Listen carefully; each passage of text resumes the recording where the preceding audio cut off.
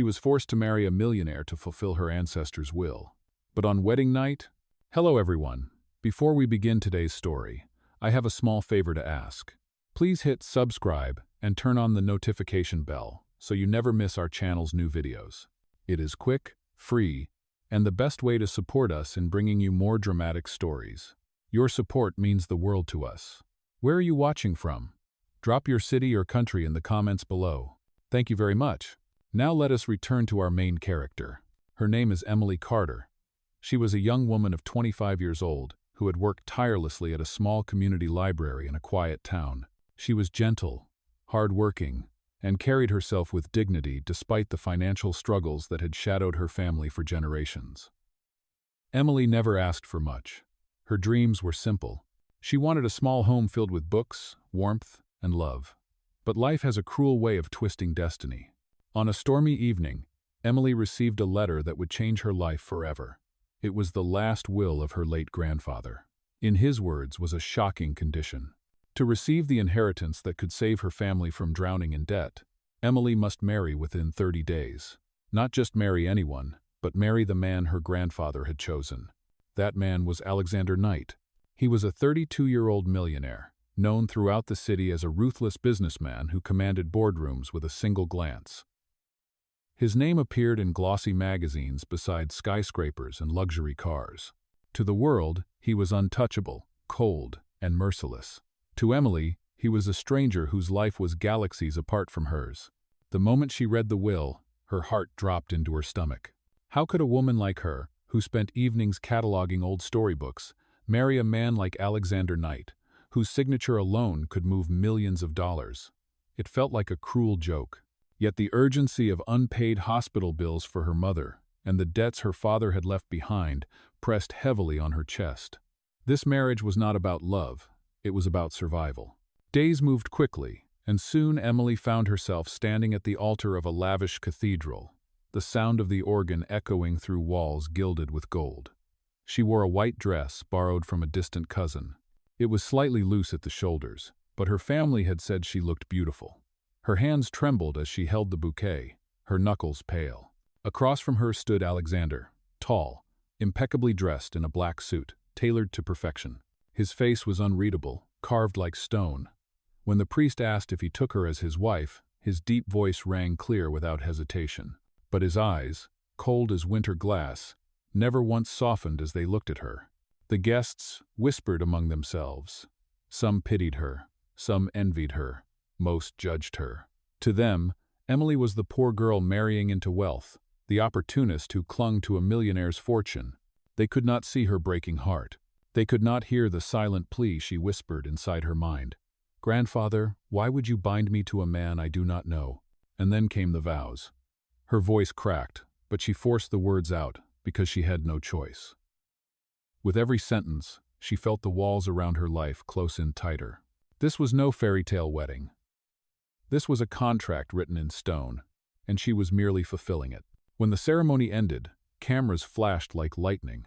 Journalists shouted Alexander's name, desperate for a quote. He placed his hand on the small of her back, guiding her forward. To the world, it looked like a gentlemanly gesture. To Emily, it felt like a command, a reminder of the chains she had just locked around her own soul. By the time they stepped into the grand limousine waiting outside, Emily's mind was spinning. Her future was no longer her own.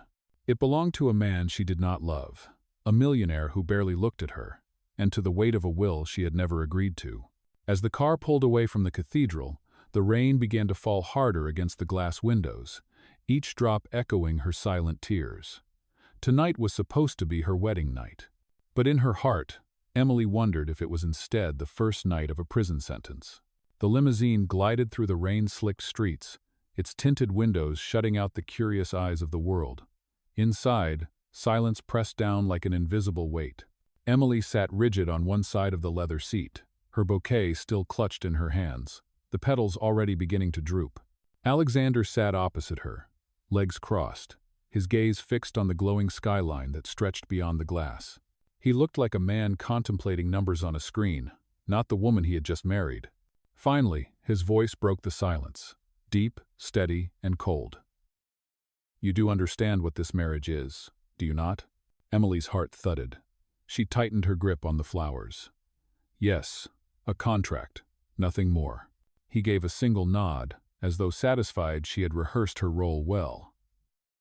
We will live together because it is required, but this will remain a business arrangement. No illusions of love, no obligations beyond the will's condition. His words cut into her chest, yet she forced herself to remain composed. I have no illusions, she whispered. Alexander leaned back, his posture impeccable, his tone dismissive. Good, then we will not have problems. The limousine pulled into the private driveway of a towering mansion that loomed against the storm. Emily's breath caught as the gates opened to reveal the estate. She had seen homes like this, only in glossy magazines stacked in the library, never in her own life. Stone walls rose high, lit by lanterns that shimmered against the rain. Windows stretched wide, revealing crystal chandeliers and sweeping staircases. As they stepped out, servants rushed forward with umbrellas. Emily held the hem of her dress as she was guided inside.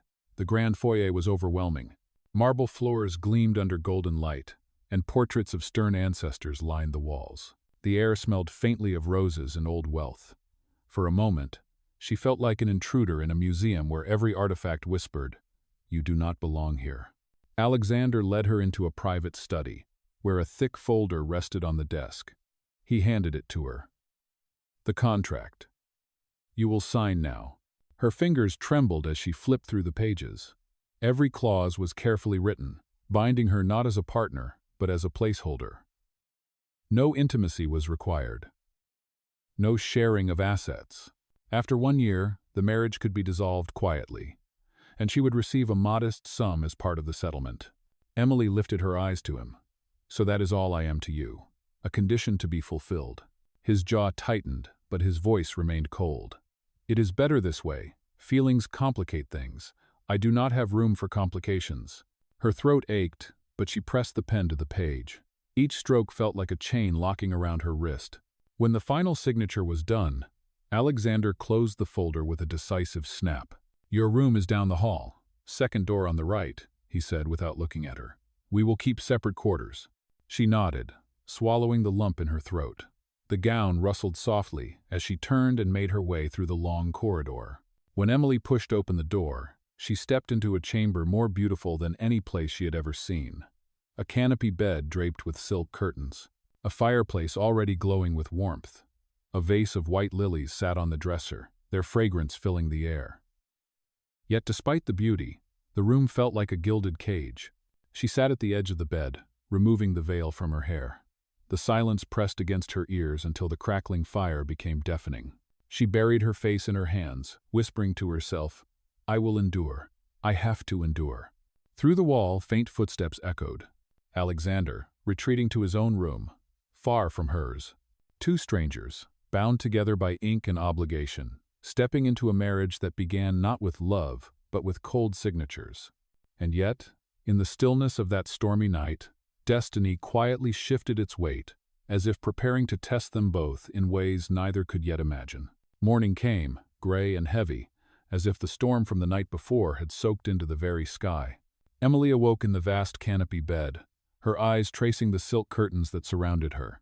For a moment she forgot where she was. Then the reality hit her with the weight of stone. She was no longer in the modest home she had grown up in. She was now in the mansion of Alexander Knight, the man who had become her husband only by the cold force of a will.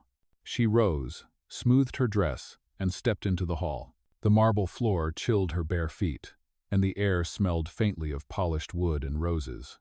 She found her way to the grand dining room, where a long table stretched farther than her childhood street. At one end sat Alexander, already dressed in a crisp suit, his posture straight, a newspaper folded neatly beside his untouched breakfast. He looked up as she entered, his expression unreadable. Good morning. Emily hesitated before answering softly, Good morning. Oh. The housekeeper set a plate before her, eggs, toast, and fruit arranged with precision. Emily felt strangely out of place, as if she were dining in a hotel where she did not belong. She ate quietly, while Alexander skimmed the newspaper. The silence was thick. Finally, he spoke without lifting his eyes.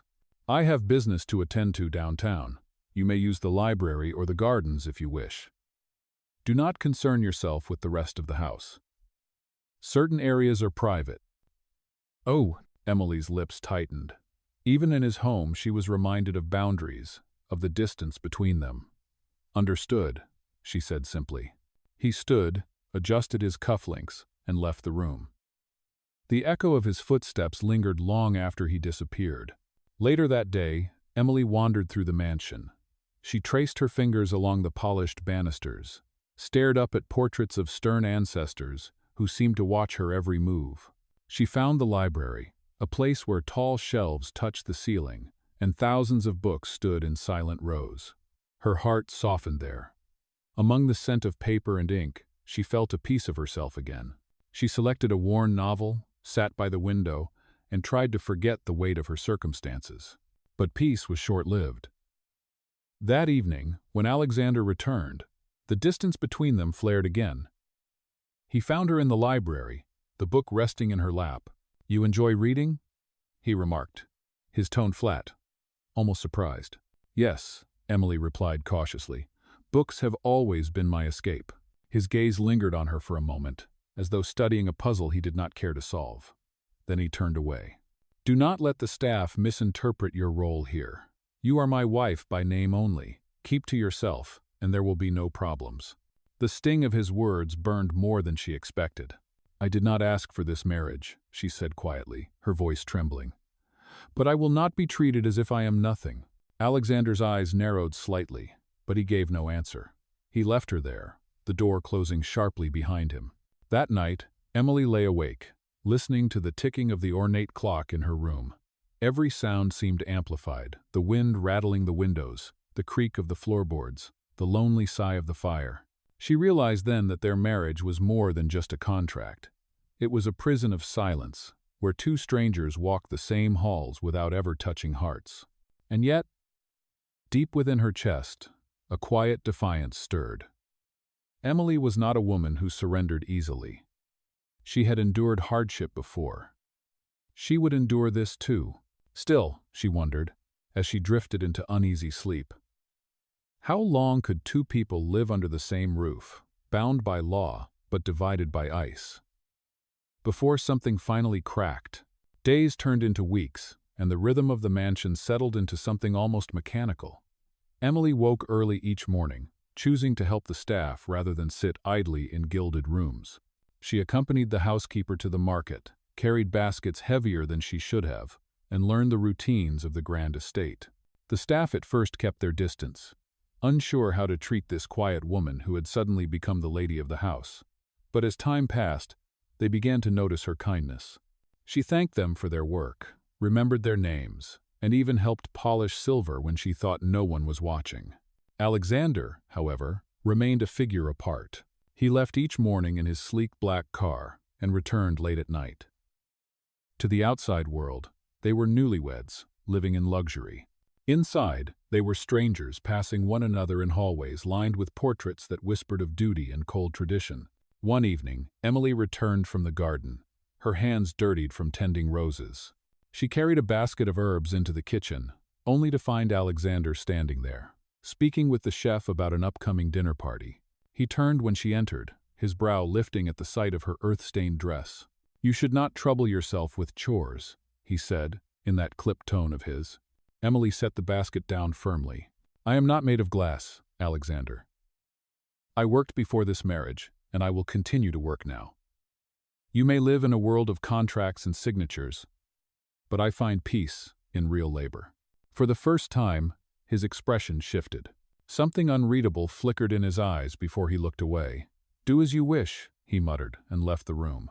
The distance between them remained. But small cracks began to form. One rainy afternoon, Alexander returned home earlier than usual, soaked from the storm. Emily met him in the foyer, surprised to see him carrying a briefcase in one hand and shaking water from his shoulders. Without thinking, she rushed to fetch a towel. "You will catch a fever," she said, holding it out.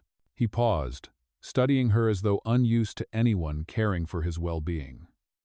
Slowly, he took the towel, his fingers brushing hers. The contact was brief, but charged. He dried his hair in silence before handing it back. "Thank you," he said, his voice quieter than usual. That night, Emily found herself unable to sleep. She sat by the window, listening to the rain, replaying the small moment in her mind. It had been nothing, she told herself. A simple courtesy. Yet her heart betrayed her, beating faster at the memory. The next morning, she decided to prepare breakfast herself. She rose before the staff and baked bread, scrambled eggs, and brewed strong coffee. When Alexander entered the dining room, his brows arched at the sight of her setting the table. "You cooked this?" he asked. "Yes," she answered softly. "I thought you might like something homemade." He sat, took a sip of coffee, and ate in silence. When he finished, he looked at her and said, "It is good." It was only 3 words, but they struck her harder than any compliment she had ever received. For the first time since the wedding, she saw not the ruthless businessman, but a man capable of something more than indifference. Still, as the days continued, the unspoken rules of their arrangement pressed down like an invisible wall. Separate rooms, separate lives.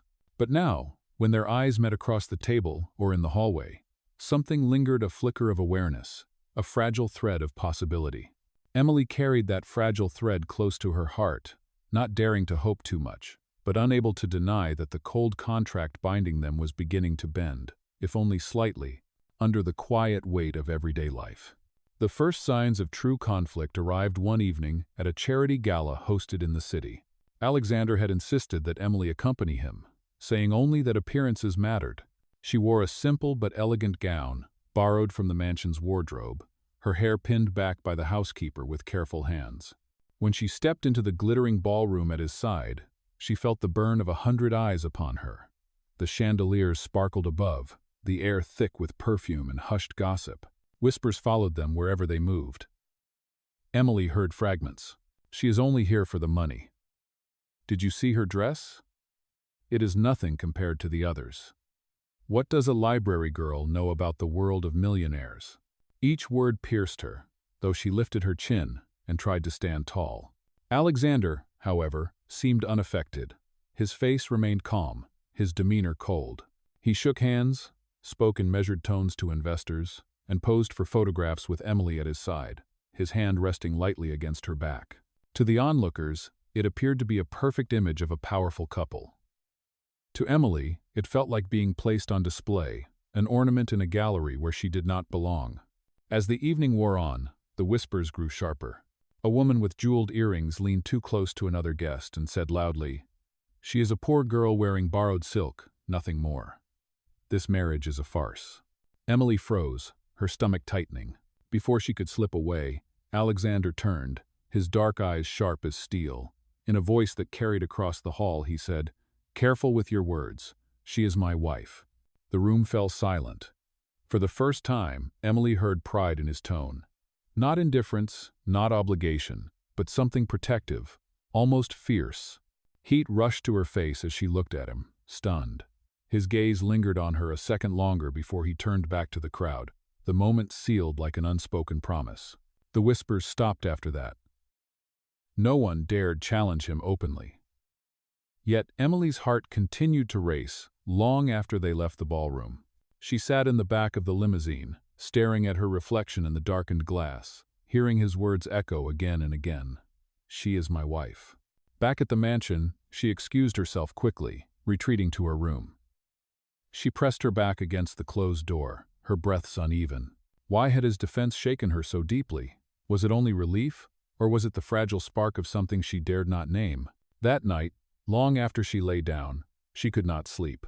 The memory of his voice, the strength in it, replayed in her mind. She remembered the way he had stood beside her, unflinching, against the sneers of the wealthy. For the first time, she felt that the chains of the contract might not be as unyielding as she once believed. And somewhere in the mansion, in his own room, Alexander stood by the window, glass in hand, replaying the evening as well. He told himself it was only duty, only reputation. Yet in the silence, he knew he had not spoken out merely to protect an image. His words had carried truth he was not ready to admit. The house slept, but within its walls, 2 hearts beat faster than they should, moving slowly, unknowingly closer to one another. The change between them did not happen all at once. It began with small moments that neither of them could ignore. One morning, Alexander returned from a late-night meeting, looking pale and weary. Emily found him in the study, his tie loosened, his head resting against his hand. For a man who was always so composed, it was startling to see him vulnerable. Without thinking, she stepped closer. "You look unwell," she said softly. "I am fine," he replied, though his voice lacked its usual firmness. She placed a hand on his forehead. His skin was warm. "You have a fever," she murmured. "You need rest, not another contract or meeting." He stared at her, almost startled by the gentle touch, then allowed her to guide him to the couch. She fetched a damp cloth and pressed it to his forehead. For the first time, Alexander Knight, the man who ruled boardrooms with steel, closed his eyes and allowed someone else to care for him. As she sat beside him, changing the cloth, she whispered, "You drive yourself too hard. You are human, not a machine." His lips curved faintly, a rare trace of amusement. "You are the first person who has dared to say that to me." The hours passed quietly. Emily read aloud from one of her favorite novels, her voice calm and soothing. He listened, eyes half closed, as though the words were pulling him into a place far from the weight of his empire. For once, the mansion did not feel like a prison. It felt almost like a home. When evening came, he looked at her with an expression she had never seen before. "You should not waste your kindness on me," he said quietly. "I am not a man who deserves it." Emily met his gaze. "Everyone deserves kindness, Alexander. Even you." Something flickered in his eyes, something unguarded. For a moment, the walls between them seemed to thin. He wanted to say more, but the words caught in his throat. Instead, he turned his face away, unwilling to reveal the storm that had begun inside him. That night, Emily lay in her bed unable to sleep. She remembered the weight of his hand against hers, the way his voice had softened, the way he had allowed himself to lean on her. Against her will, her heart began to imagine possibilities. She told herself it was foolish, that their marriage was still only a contract, yet the warmth in her chest would not be silenced. And in his own room, Alexander stared at the ceiling long into the night. He told himself it was only a fever that had lowered his guard, but deep inside, he knew the truth. Something about this woman was changing him, something he could no longer deny. The fragile peace between them shattered one afternoon when Emily discovered the truth she had never expected to face. She had been searching for a book in Alexander's private study when her eyes fell upon an open folder left on the desk. She hesitated, then stepped closer. Inside were documents, letters, and contracts bearing her name. Her breath caught as she scanned the pages. It was all written in black and white. Alexander had agreed to the marriage not only to fulfill her grandfather's will, but also to secure control of a lucrative business partnership tied to the inheritance. She realized then that she had been nothing more than a bargaining chip in a world of power and money. The door opened behind her. Alexander stepped in, stopping short when he saw what she was holding. For a long moment, silence filled the room, heavy as thunderclouds. "So, this is what I was to you?" Emily's voice trembled, but her eyes burned with fire. "A strategy? A deal?" Alexander's jaw tightened. He took a step forward. "It was complicated. You would not understand." "Do not tell me I would not understand," she interrupted, her voice breaking. "You stood beside me. You defended me. You let me believe there was something real. But all along, I was just a contract you signed." Her chest heaved with every word. She slammed the folder shut and shoved it against his chest. "You think I will stay here, living as a pawn in your games? No, I will not." Before he could stop her, she turned and fled the study. She ran down the long corridor, past the portraits of his ancestors, past the grand staircase, until she burst through the doors into the cold night air. In the following days, the world seemed to close in on her. Rumors exploded in the media. Headlines accused her of being a gold digger who had tricked Alexander Knight into marriage. Paparazzi followed her every move, shouting cruel questions. The judgment was relentless, and she felt crushed beneath its weight. Inside the mansion, Alexander was consumed by conflict. He tried to justify his choices, reminding himself that business had always required sacrifice. But every time he remembered the pain in Emily's eyes, his chest tightened. For the first time in his life, He questioned whether power and wealth were worth the cost of a woman's trust. Emily, meanwhile, packed her few belongings and left the mansion quietly. She sought refuge in a small inn on the outskirts of the city. The room was modest, the walls thin, the bed creaking beneath her weight. But for the first time in weeks, she felt a sense of control. Still, when she closed her eyes, she saw his face, heard his voice, and remembered the way he had said, "She is my wife." Yet now those words rang hollow. She wrapped her arms around herself, shivering not from the cold, but from the ache of betrayal. What was once fragile hope had been shattered into pieces she feared she could never gather again. The turning point came on the night of Alexander's company's annual gala. The grand hall was filled with investors, politicians, and members of the press, their cameras flashing like lightning. The event was meant to celebrate his success, but beneath the glittering lights, rumors about his marriage swirled like smoke. Every headline, every whisper painted Emily as a gold digger who had married for wealth and nothing more. Alexander stood at the center of the stage, microphone in hand. He had given countless speeches in his life, yet never had his heart pounded so heavily. Across the hall, he saw the skeptical faces, the smirks, the eyes that silently accused his absent wife. He thought of Emily alone, hiding from the cruelty of the world because of him, and something inside him snapped. He placed the microphone closer and said clearly, "There has been much speculation about my marriage. Tonight, I will tell you the truth." The hall grew still. Forks clinked against plates, then stopped. All attention turned to him. "Yes, my marriage began as a contract," he admitted, his voice echoing through the room. A ripple of shock ran through the crowd. He continued without hesitation. "But what began on paper has become something I can no longer deny. Emily Carter is not a pawn. She is not a gold digger, and she is not here for my fortune. She is my wife, and she is the woman I love." Gasps filled the room. Cameras exploded in bursts of white light. Some faces looked stunned, others skeptical. But Alexander did not stop. He reached into his pocket and pulled out the very contract that had bound them together. With deliberate calm, he held it up for all to see. Then, in one decisive motion, he tore the pages in half. The ripping sound echoed louder than any applause. "This contract means nothing," he declared. "From this moment forward, our marriage is not bound by law or ink. It is bound by choice, by truth, and by love." The hall erupted with noise, some applauding, others whispering furiously, but Alexander's voice cut through it all. "If anyone dares to insult her again, they will answer to me." In that moment, Emily, who had been standing at the edge of the crowd unseen, felt her knees weaken. She had not intended to come. She had told herself she would never return. But something had drawn her there, perhaps a fragile thread of hope. And now, as she heard his words, saw the torn pieces of the contract flutter to the ground, her heart trembled with a storm of emotions. Tears welled in her eyes as she realized the truth. Alexander Knight, the man she had once believed heartless, had chosen to risk his reputation, his empire, and his pride for her.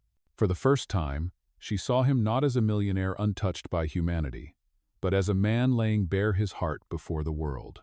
When the gala ended, the crowd buzzed with shock and speculation, but Alexander did not care.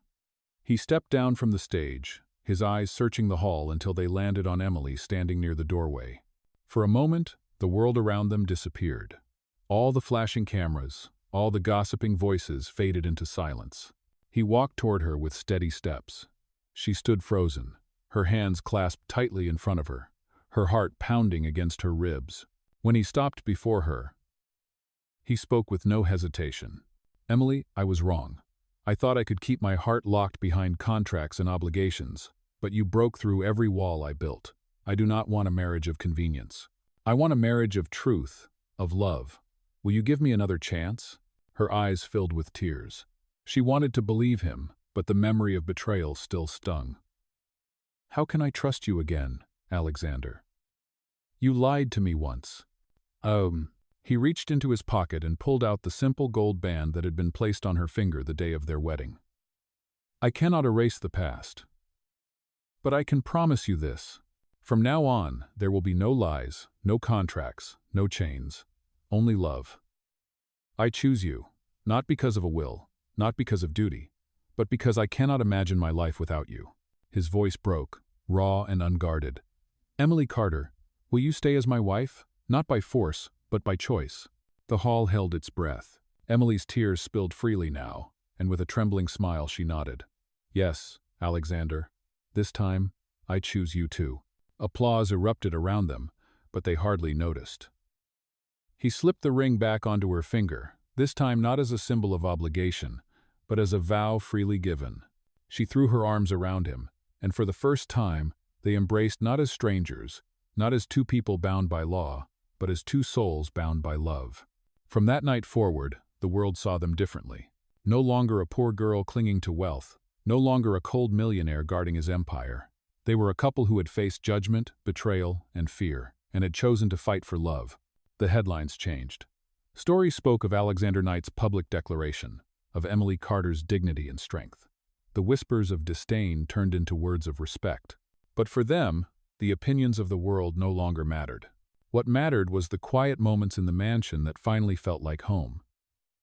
Shared laughter over breakfast, long walks in the garden, evenings spent reading by the fire. What mattered was that love had been forged not from status, but from truth.